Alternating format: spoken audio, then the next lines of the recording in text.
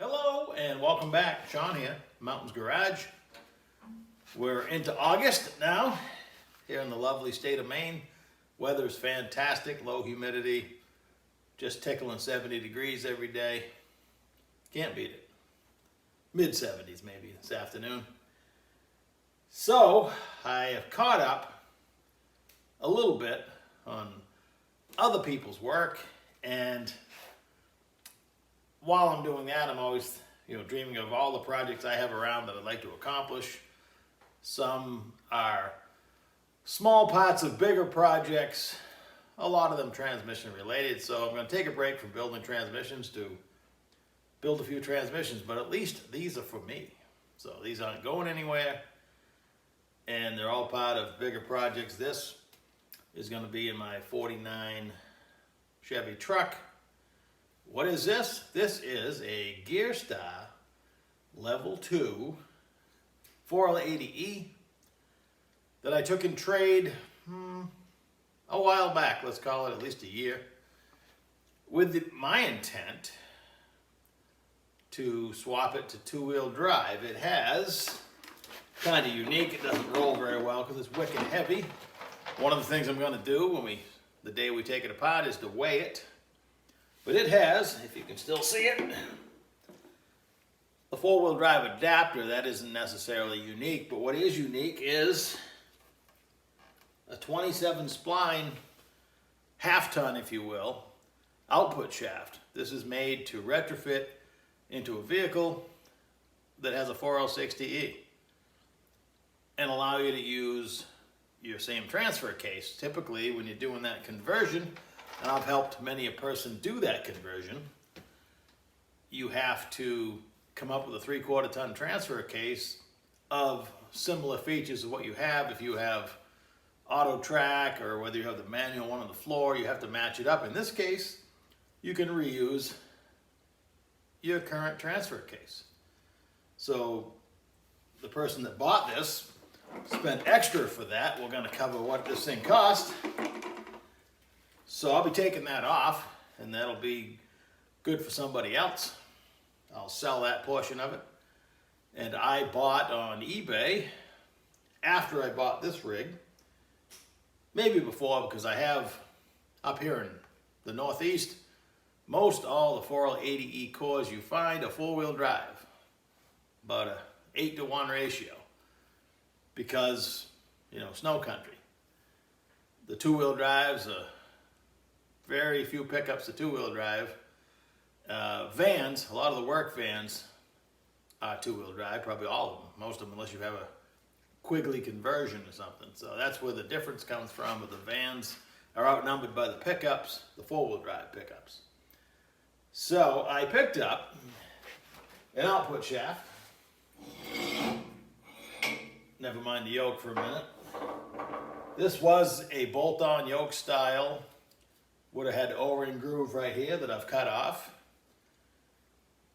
There's two styles of output shafts for the 4L80E for both versions of the lube system. So I have spread cooler lines, so I need an output shaft that does not have an oiling hole here. The earlier ones with both cooler lines in the front, you can find a hole on this surface eventually for lube, not required on this style lube system. So that's the difference in the output shafts. Two-wheel drive, plus they make one with the O-ring groove and one that's splined all the way. If I had a choice, I'd take the one that's splined all the way, but this will work just fine now that I've cut the O-ring groove off, just like a Turbo 400, and now my yoke is free to slide as far as it wants to. So I bought a tail housing, used. I still need to probably replace the bushing, put a new seal in it. On a 4L80E, there's a seal in the back of the case right here that we have to talk about, but it sends lube to the rear bushing. So I believe these fit all years. Do your own research on that. So, but just a two-wheel drive output shaft, two-wheel drive tail housing, And the last piece, if you're converting a four-wheel drive to two-wheel drive, you may need the tone ring for the rear speed sensor. Now, this being a GearStar transmission, not knowing where it's going to end up, what situation, they go ahead and give you the rear speed sensor. They always have the front. Most four-wheel drives is just a plug here, a blank, and the rear speed sensor is off the transfer case. Now, it does no harm having the extra speed sensor here and the tone ring. If you were putting this in a four-wheel drive and you had your speed sensors here and here, you just wouldn't plug that in. They even gave you an extra wiring harness in case you're converting your 4L60E harness. So, really handy. While I'm talking about wiring, it does not have the neutral safety switch. There's two different styles. The early ones had two connectors, and the later ones have one connector. The only reason I mention that is that I have picked up over the years a painless LS swap harness for the ECM that I already have unlocked, and I have to look to see what style, for 4L80E, but I have to look what style neutral safety switch wiring it has, because I don't want to buy a switch and then buy the wrong one. I've converted the plugs before, you can do it, but I can just do a little research that I need to do and I haven't done before I started shooting the video. But anyway, that's that. So, the GearStar Level 2. Now, it's important, if you follow my channel, you already know this, but if you happen to be new or just forgot, I don't want to trash anybody's product or anybody's skill level or building ability. I don't trash other builders. All I can talk about is what's in front of me, and we're going to take this apart in subsequent videos, and we're going to see exactly what's inside. But in this case, I have the original receipt, and I can go on the website, and it tells you what's in there. GearStar has a good reputation. I'm sure it has everything that they listed. So, but we're going to find out live-ish. So, according to the website, I just looked it up. This is a level 2. I don't see they have a level 1. They get 2, 3s, and 4s. I've spoke on levels and stages before. It's how they list it, marketing-wise, making it easy for them and the customers to talk on the same page about what level of modifications they might want. But it doesn't transfer company to company. I don't know how many people tell me they got a level 4, Texas Speed motor. I don't know what that is without going to Texas Speed's website and looking it up. So, it means different things to different people. It's like saying built. That means nothing. So, level 2 GearStar, rated for 500 horsepower, 500 foot-pounds of torque. Has a heavy-duty tow converter, 1800 to 2200 stall. So that's a stock torque converter, probably new, hopefully anyway, or reman. And this whole transmission comes with a 1-year warranty. Now, everybody wants to know price before we go into the details. Back in, come on baby, stuck. Back in October of 2018, when this was shipped, this transmission was only $24.95. Base. There's more, hang on. Nowadays, the same transmission is $39.95, and that's without the $650 core charge, which is exactly what the same price back in 2018, at least that didn't change, and $150 for the ATF. It says it comes with 8 quarts of synthetic blend ATF inside the transmission, and 5 quarts, which I have in the box, of Castrol Transmac Dextron 6, Transmax, not Mac, and a mount. Interestingly enough, this mount's kind of unique. It has the oval hole, so it fits GH350, 400, 4L80E, fits right on. And it has 3 holes, so if you had a single stud mount, you can run the single bolt or convert a stud to it if you must have a stud. And it also has the outer traditional 2 bowl holes, so you don't often use all 3, but this fits everything. It's a stock rubber mount, but hey, it's good enough. So that ATF was another $150 back in the day. Still, I believe on the website that price is the same. So the price of the transmission itself has gone up $1,500. So back on October 2018, the actual receipt for this, it states same core charge, a Sonex Overrun kit, $150. The Overrun kit is the hydraulic solution to the problem I spoke about in the last video, where if you're in D4 position, all the power flow is just through the overrun roller clutch, like a tiny little sprag, if you will. And in D3, 2, and 1, there's a clutch pack applied as well.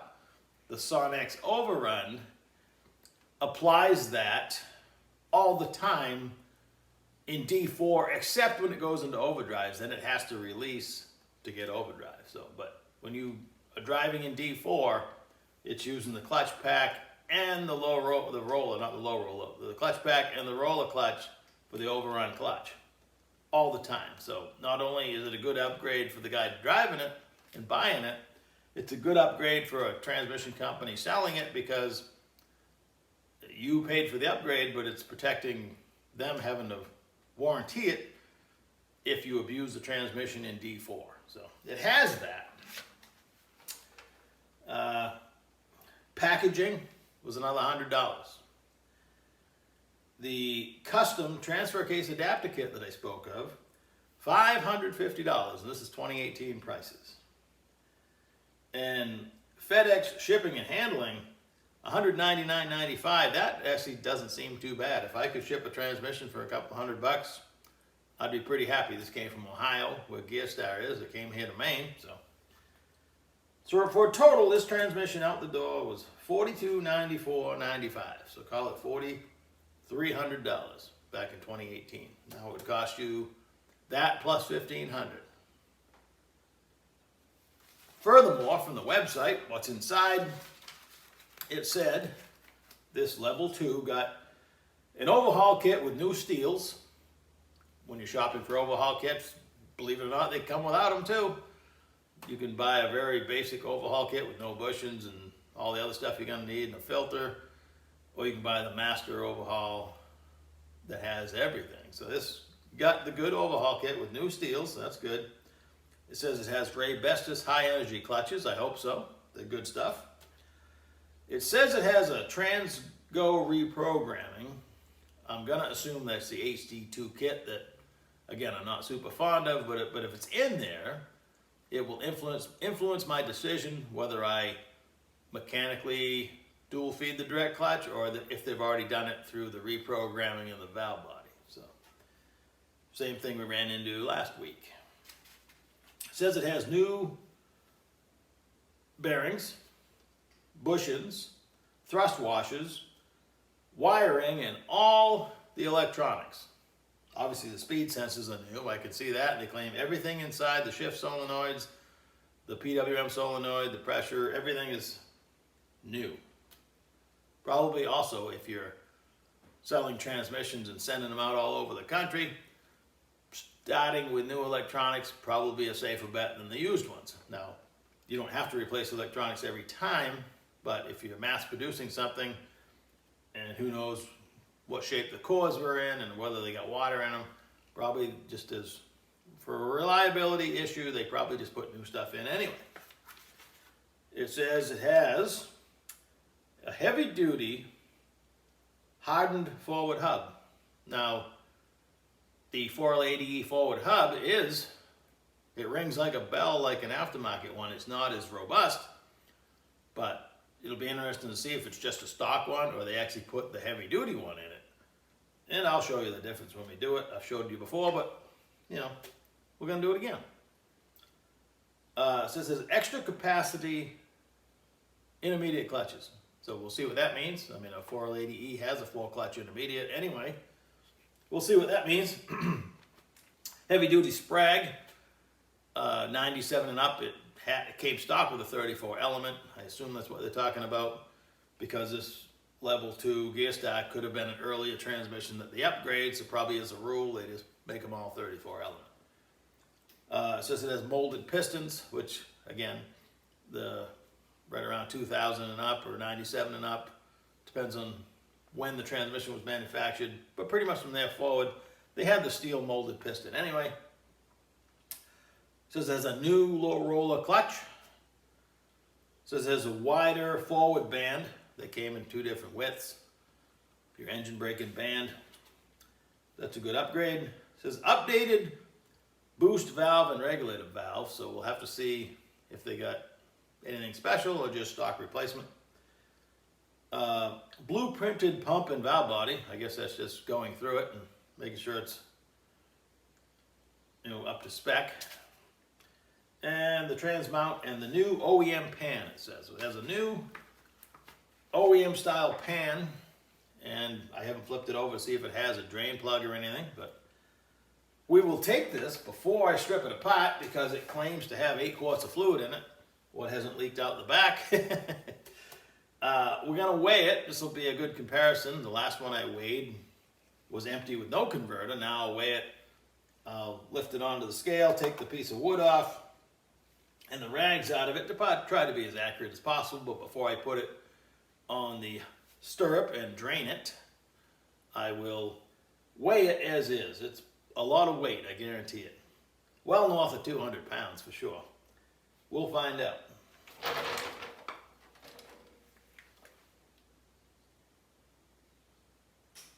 It didn't shut off, did it? So today's goal, before I rip into this, I need to clean my big bench. It's driving me nuts. I've let things accumulate on it. I look at my old videos, and despite the fact that the shop's all messy, my bench was always clean. And then I bolted the engine crane to it and sacrificed a small piece of real estate for that. And then you start putting, your box opening knives there and a few nuts and bolts. The next thing you know, and maybe a few spray cans. The next thing you know, this area, you got stuff piled there, so you start piling stuff on the other end of the bench. I'm just making poor excuses of being messy, but sometimes it's hard when you got stuff you got to get done to stop. And it's going to take me a few hours I can't just move it somewhere else. I need to give it a permanent home. And that is the problem when there's very few homes left. I mean, I look around, it's a constant fight because I got too much stuff laying around for projects, and that's just the way it is. On that same vein, I have an entire shelf over here, way up there, with a brand new SFI Power Glide bell housing, case, and roller tail housing. And I bought everything new, 180 straight cut gear set, 10 clutch, high clutch drum, billet pistons. I'll have to use some OEM stuff, but for the most part, it's going to be an almost new Power Glide. In fact, now the pump's going to be one I'm going to go through, but there'll be very few OEM pieces left in it. Just the way it worked out. So I'm building that for myself as well. It bothers me that the SFI case, I got it at Christmas. It was probably dated a few months ahead, but not that I have to answer to any sanctioned body at the moment, but every day that goes by, the SFI dates get older. So you can strip it apart and have it re-stickered. Cross that bridge when we come to it. That's my complaint with SFI parts that don't really go bad. Seat belts and stuff, yes, they need to be on a replacement schedule. A transmission case that's 3/4 of an inch thick, probably not. Anyway, I guess maybe they're making sure you didn't modify it or anything. So it's funny, you take an SFI bell housing, you can weld brackets on it and all kinds of stuff, and you can send it back and they will reinsert it that way. I'm not sure if you modified an SFI bell housing or case For instance, with a Power Glide SFI bell housing on a stock case, they allow you to drill a hole in it to hold your shield on. So there are exceptions to the rule. That's a whole tangent I've apparently started down. But the exciting point is I want to put my Power Glide together too. It'll take up less space, potentially all assembled, and it'll certainly be more useful. So right now, I'm going to shut the camera off and start cleaning. Thanks for watching. Catch you in a couple days.